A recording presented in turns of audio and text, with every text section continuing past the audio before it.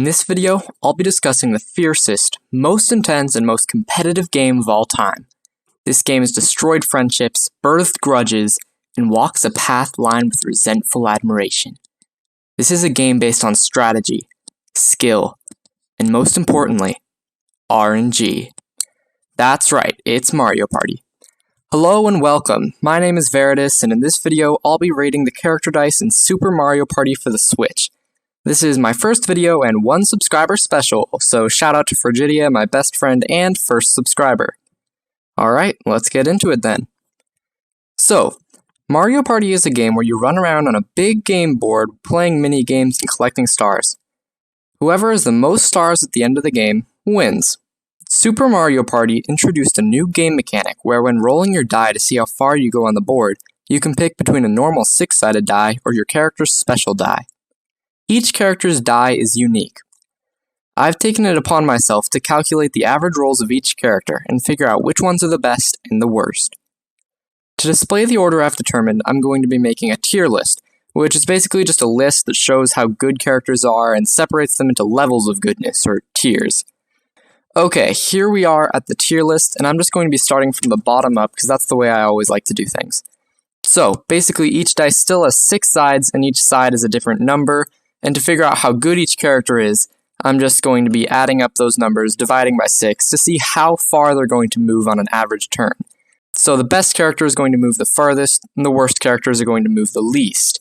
Now, each character within each tier is going to have the same average, however some characters will still be better than the other characters in their tier if they have special abilities. In this case, the only special ability is coins. So, the characters in F tier have an average roll of 2.8 infinity threes. And these characters are Rosalina and Hammer Bro. Now place your bets as to who's worse. Hammer Bro, to no one's surprise, likely. Hammer Bro, although Rosalina also has the same score, has a slightly lower coin income.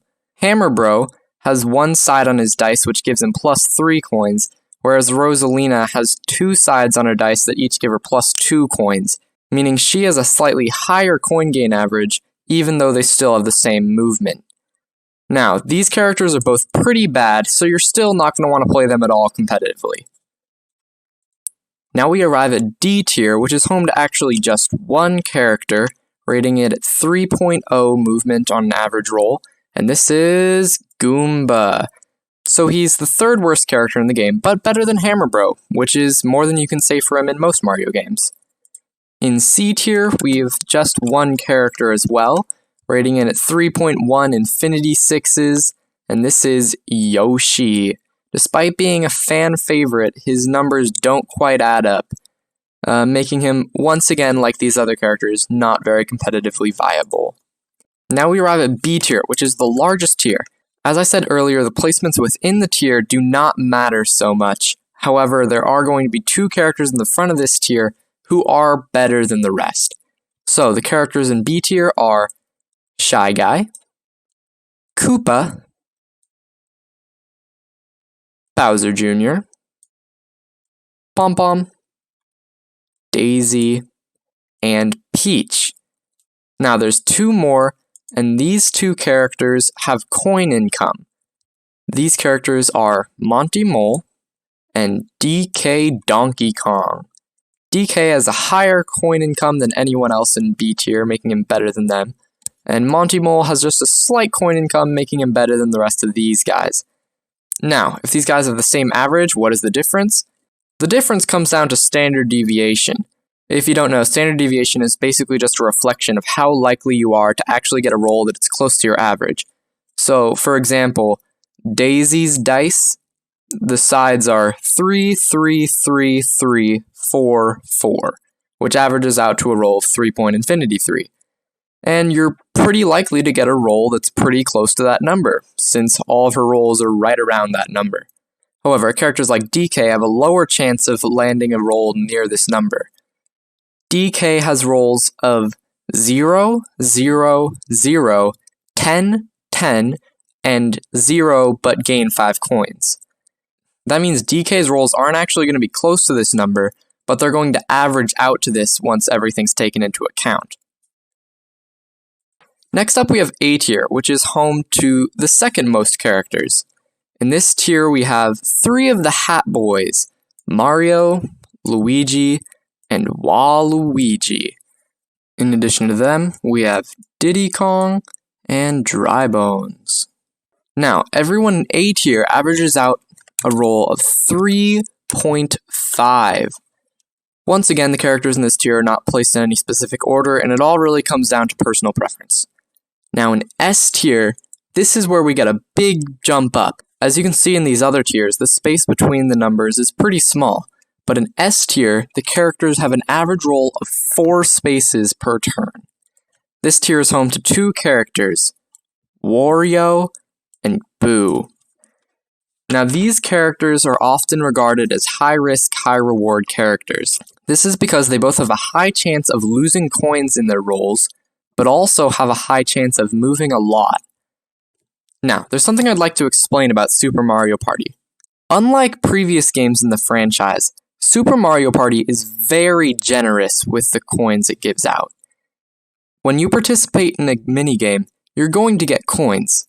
Even if you lose, you're going to get coins. Now, granted, you get more coins if you do better in the minigames. However, this is still a big change compared to previous installments in the series, where when you lose, you get barely any coins. In Super Mario Party, it's crazy. By the end of the game, everyone has like 40 coins. You get so many coins that you're never even able to actually spend them all. And the items you can buy with the coins are very useful, yes, but they're just so abundant that having a character make you lose coins doesn't really matter all that much. And the same can be said inversely. Even though these characters have coin gain, I wouldn't put them above Goomba, even though he only has a roll that's better by 0.17 spaces. The coins just do not matter enough to make a difference. Therefore, the higher movement your dice has, the better your character is, and that's all it is. Now, keeping that in mind, there's one tier left, S+, home to the best character in the game, with an average roll of 4.66. That is 0.66 higher than S tier, the biggest gap between tiers, and it's home to one character, Bowser. Now, Bowser is notable as the most high-risk, high-reward character, with an average mean coin loss of -1 per round. However, he also, as seen here, has the highest roll average at 4.6 Infinity Sixes. His dice rolls are -3, -3, 1, 8, 9, and 10. And as I said earlier, the coin loss really does not matter enough to make a difference. His average dice roll is just so much higher than all the other characters that there's no reason not to play him. So, now that you know this, what do? What do I mean exactly? You see, in Mario Party, each character can only be played by one player at a time, meaning only one person gets to play Bowser. This means you have to memorize the character selection screen and practice the inputs to get to Bowser as fast as possible so that you can completely show up all your friends the next time you play a competitive game of Super Mario Party. Now, on the off chance someone gets to Bowser before you, your next best choices are going to be Wario and Boo. Now, if you're the unlucky 4th person, you're going to have to pick an A tier character, which are still pretty good. Now, there is actually one other die that I haven't included yet, and that is the normal die. This is a simple 6-sided die you'd see in a Yahtzee cup or at a casino, and it's just like any other die. It has 1, 2, 3, 4, 5, 6. Now, once those totals are averaged out, it actually has an average roll of 3.5, putting it in A tier. So this basically means that the normal die is actually better than anything in B tier or below. So if you're playing any of these characters for some reason, just use this die instead. It's statistically better. Now, of course, there's plenty of scenarios where you'd want to use your character die instead. Like you just need that Hail Mary 10 roll on Koopa, or same thing for Donkey Kong, or maybe you're right behind a star, there's no one behind you, and you really need to get coins before your next turn. In that case, it might be worth rolling your F tier character die and praying that you get coins from it. Another thing worth noting is that since any character can use this standard 6-sided die, it actually makes these top 3 characters even better. Since they're all high-risk, high-reward characters, there are some scenarios where the risk just isn't worth it. And if you ever find yourself in one of these scenarios, you can simply use the standard 6-sided die, which is still a very good die. Well, that's pretty much all for this video, and in all seriousness, this doesn't matter a whole lot. Mario Party is just that, a party game. Even if you're playing Bowser, the RNG has such a big impact in the game that it hardly makes a difference. But if you're a power gamer like me, Bowser is the best pick statistically. If you'd like to look at some more specific numbers about the character's deviations and coin gain, Reddit user Trillarium has actually compiled all of the character's data into a very helpful list that I happened to discover after doing all the math myself. So here it is. I'll also leave a link to their Reddit post in the description. If you enjoyed the video, be sure to leave a like and subscribe if you want to see more content like this. See ya!